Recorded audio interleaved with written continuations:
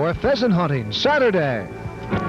This is the news station, WNEP 16. Good evening. They got all but 2 watches. Burglars who hit the vaults at Bartikowsky's Jewelry store in Wilkes-Barre.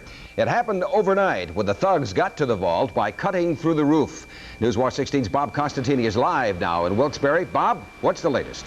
Nolan, Bartikowsky's Jewelry store here in downtown Wilkes-Barre was closed all day today and will be closed all day tomorrow because someone broke into the store overnight, taking what officials here call hundreds of thousands of dollars worth of expensive jewelry. The store's vault was robbed of all but 2 of the more expensive watches. Now, whoever it was got into the vault directly through the roof, and considering the size of the roof, they probably knew just where to cut. The hole in the roof of Bartikowsky's is clearly large enough for a person to go through, but a ventilation hole inside the vault ceiling where the burglar or burglars came through is very small. Once inside the vault, they knew just what they wanted. Only the better jewelry, diamond jewelry, solid gold jewelry, that type merchandise. The less expensive jewelry wasn't even touched. The vault was sealed, and it's believed no one entered the showroom during the robbery. Officials at Bartikowsky say the burglar alarm should have sounded, but didn't. Why couldn't get... Now, the people here aren't certain why the burglar alarm didn't go off. Wilkes-Barre police tell us there are no suspects in this case. Again, Bartikowsky's Jewelry store will be closed tomorrow. Officials here tell us they'll be open probably on Thursday. Bob Costantini live with the Instacam in downtown Scranton. Nolan? Bob, when will they know exactly how much was taken there? Nolan, tomorrow they will be closed because they're going to take an exacting inventory about what was stolen here in the robbery. So tomorrow afternoon or perhaps on Thursday morning they'll know. They're getting closer to cleaning up a toxic waste dump in Taylor tonight. We've been telling you that some people living near the Prince Street site have been asking for a health test to see if chemicals buried there have affected them. As Newswatch 16's Bob Reynolds reports, those people may soon get their wish. Fran DeBillio of Taylor has just about everything life can offer. A nice family and all the comforts of a modern home. What Fran DeBillio does not have is peace of mind. Her son got sick several years ago after playing near the barrels, and now she's hearing about other health problems from her neighbors who live near the toxic waste dump. There was one woman that had 4 normal births, and she just lost a 7-month pregnancy with a deformed baby. There's a lot of problems here in the neighborhood where children are complaining of headaches, where it isn't normal for children to have headaches. Fran DeBillio has lived in this house now for about the last 14 years, and she's very worried about the dump's possible effects on her family. And this is the home where Bill Hendry and his wife have lived only for the last 18 months. They too are very worried about unborn children. You see, the EPA says that in the chemical dump, there is a substance which can cause defects in developing fetuses. We plan on having a family, and you did say there was something about could affect the fetuses or something, so I'd like to get that cleared up before anything. Government officials say they may look for a link between health problems here and the dump if new chemicals are uncovered. I think that they may be able to make a more in-depth evaluation or judgment when they find out what's in the drums when they pick them up. The neighbors we talk to don't want to wait. They want the health surveys taken now to give them, at the very least, more peace of mind. Bob Reynolds, Newswatch 16, Taylor. In Nanticoke, another school was quiet today as teachers continued a selective strike against the Nanticoke area school system. This time it was the K.F. Smith Elementary School. No picket showed up today as students and teachers were told to stay home. Nanticoke teachers want a contract. Their dispute with the school board dates back to 1981. The board's contempt of court try against the teachers for continuing their strike is scheduled to be heard later this month in Luzerne County Court. Karen, the teachers say that contempt of court is for this false striking, and therefore that it's no good because the judge's order for a contempt of court was up last spring when school was out. That's not the only school district having trouble. There's one in Northumberland County tonight. But it has nothing to do with teachers or contracts. It's a problem with busing. And as Newswatch 16's Dan Fiorucci reports, a half-dozen parents in the Line Mountain School District are carpooling their kids because they feel it's the safest way to send the students off to school. This is the way parents along Black's Lane in West Cameron Township take their youngsters to school. They carpool them. These same parents used to send their children to class by bus. until the school board rerouted bus service to save money. And you imagine you'll save, what, about $90,000? That's our best number at the present time, yes. But parents say the financial savings has a human price. It means that 5 youngsters, some as young as 5 years old, are expected to walk along narrow, shoulderless Black's Lane to get to the nearest bus stop nearly half a mile away. Too far. Too far? A lot of cars go up and down here. Yeah. I'd never allow them to walk out and walk up this lane. We don't like walking up this lane ourselves. It's too dangerous. I think this is a very, very unsafe road. The parents may have a point. State Department of Transportation regulations say that any road shall be considered hazardous and transportation provided for students if it's less than 20 feet wide. Fact is, Black's Lane is only 16 feet wide.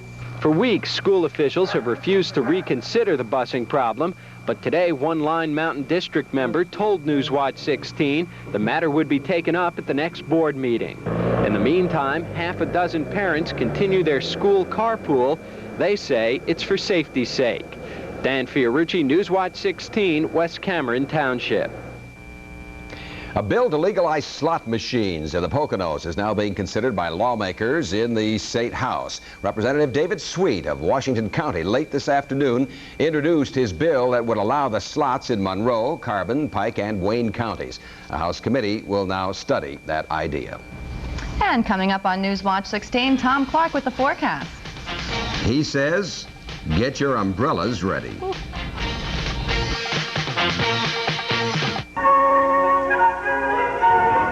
I'm Dale Lettieri from Scranton. I started my training in northeastern Pennsylvania 7 years ago. And today I'm at Scranton's Nayog Park where I had my first bike race. But now I'm training for the 1984 Olympics.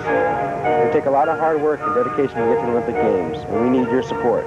So please send your contribution to the United States Olympic Committee. And who knows, maybe you'll see me in Los Angeles next year. A public service of wnep-tv 16. Weather time. Let's find out how it is in the backyard. Tom, how are things out there? Nolan, it looks like rain out here now. A lot of cloudiness moving in from the west, and you know, some people can tell that rain is on the way by feeling the aches and pains in their joints. And we'll get to our Health Watch forecast for tomorrow in just a moment. But we did have our cameras rolling this afternoon in 40 Fort, where I had the pleasure of visiting with some of the 3rd and 4th graders at the Holy Name School. And there we are, talking about what else? The weather. And we had a good time, and there were a lot of good questions from that happy group there. There I am telling them about what it's like to stand outside in the pouring rain. I'm trying to make some sense. And there they are, a good group. Here's what we have outside now in the backyard. Temperature-wise, it stands at 73 degrees at the moment. The humidity is 57%. The wind southwest at 8. Barometer holding steady for now. Here's what we had for the high today, 77 degrees in this backyard. Downtown Wilkes-Barre, it topped off at 80. The low last night, 54. Records for this date, 85 and 27. And what you see there is a sumac tree, one of the thousands of sumac trees growing today in northeastern Pennsylvania. Sky-worn radar, the 60-mile scan, not a whole lot showing, just some ground clutter near the Echo site on top of Penobscot Mountain outside of Wilkes-Barre. Just some very light rain showers now moving across north-central Pennsylvania. Newswatch 16's color satellite photograph looks like this. Here we have a lot of cloudiness from Pennsylvania out across the Ohio Valley. The leading edge of some cooler air coming in, but a lot of heavy rain and some thunderstorms in this line here. In Missouri, some golf ball size hail fell this afternoon from some thunderstorms. This cloudy area moving up towards Pennsylvania, and we could see close to a ½ inch of rain by Thursday morning as this line creeps on through. But speaking of rain, look at this. Another surge of rain coming into Arizona, where they don't need any more rain because of all the severe flooding out that way. But some rain coming in for us, and there it lies. Here's what we have for tonight. On our forecast, cloudy skies and temperatures on the mild side. Some rain showers possible over western portions of the viewing area later on tonight. 1 or 2 could leak into the Wilkes-Barre-Scranton area later on tonight, like after midnight. 60 the low in Carbondale, 60 in Glen Line, 62 in Fisher's Ferry down there in Northumberland County. Castania, 62. That's out there in Clinton County. Up in Bradford County, Troy, the low tonight, 59 degrees. Now for tomorrow, not too good. some rain and some fog. You'll need an umbrella for sure. 67 in Ransom, Milford, about 68 for the high tomorrow, 68 in Berwick, 70 down in Schuylkill County. New Philadelphia is the town down that way, and 64 out in Williamsport. A westerly wind tomorrow, but for sure some rain is on the way. Now, based on what we know about how weather can affect humans both mentally and physically, we have Channel 16's Health Watch forecast for tomorrow. It's also based on tomorrow's weather conditions. Now, the weather won't have too much of an effect on your reflexes or your mood. That is a low average on the index there, but your resistance to aches and pains will be low, and your ability to concentrate rather low as well. So toothaches just a bit more common tomorrow, and don't venture into any important decision making tomorrow. Now, here we go. Down the board, the rain tomorrow, partly sunny on Thursday, nice weather as we head into the weekend. Temperatures not too far from normal. If you would like more information on how we developed the Health Watch forecast here at Channel 16, you can write to me at this address. Tom Clark, Health Watch, WNEP-TV, Avoca, Pennsylvania, 18641. I'll send you some information about the Health Watch forecast. So Karen and Nolan, there you go. Oh, for right. tonight. We'll send your request right away in the mail. Okay, great. Yeah. Thank you, sir. We'll tell you why the Hanover Hawkeyes are a special team. If it happened, we were there.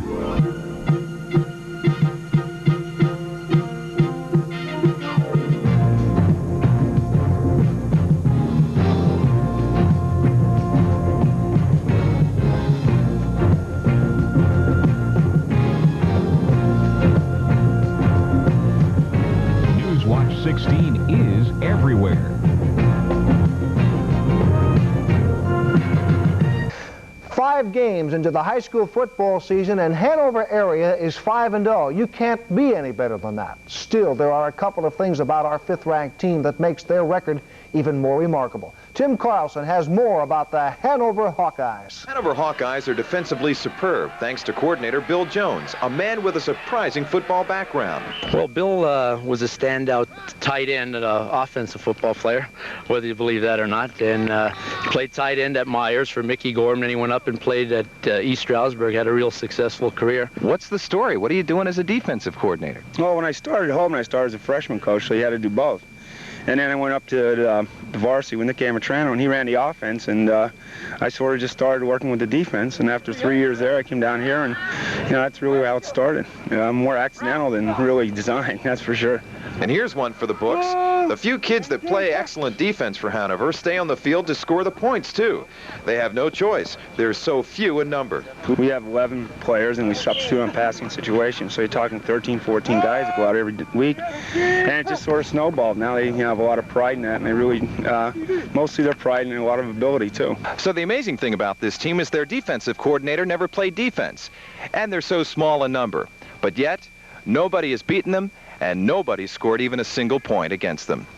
Tim Carlson, Newswatch 16 Sports in Hanover Township. Fifth-ranked Hanover with that incredible unscored-on streak will be home Saturday with number 2, Wyoming Valley West. That will be the Super 16 game of the week. Eastern Conference rankings out. These are the computer jobs. Northern A, North Pocono leads with a 500 rating. Dunmore and Valley View are tied for second. Then in the Northern B, it's Honesdale with 500, Prep at 417. Northern C, Bishop O'Hara at 400, Susquehanna 240. Central Division A, Valley West 417, Coughlin 350, then Wyoming Area. Hanover Area rules the B with a 471. Myers follows at 100. In the Southern, the A, Berwick, they lead everybody, folks. Then Pottsville and Shikellamy and Williamsport in the B. It's Bloomsburg at 444. In the C1, Minersville, followed by Mahanoy Area. Over in C2, it's Millersburg in the lead at 545, and Southern Columbia at 469. Now, those are Eastern Conference ratings, all computerized. Of course, that takes all the fun out of it. Our frustrated fan this week thinks that our Super 16 rankings are a little less than accurate. He writes, Joe, please open your eyes. The Super 16, it's a farce, it's a joke, it's an insult to high schools all over the state. You have teams on that list with 2-1-1 records when there are teams across the area with better records, such as Williamsport High. They're 3-1, not scored on for 12 quarters. Admit it, you don't like Williamsport High School, and cut the bull. Make the Super 16 reflect the Channel 16 viewing area. I have nothing against Williamsport High School. In fact, last year we had all of you guys rated all season long on our basketball rankings. We cannot get everyone who deserves or thinks they deserve to be in the Super 16. We think our rankings are fairly accurate, and in most cases, the Eastern Conference computer bears that out. That's all of it. Give tonight your best shot. We'll see you at 11 o'clock right after the baseball game. Can't possibly get everyone in 16, right? No, there's only about 85 schools to worry about, so we can't fit them all. All right, Okay. you did a good job. Doing your best. Thanks, John. Absolutely. Thanks. High school football 1983, Newswatch 16 Sports.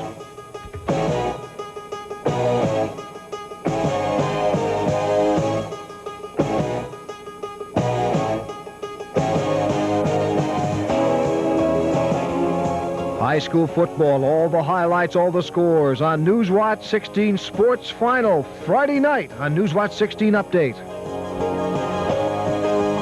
Enjoy your evening.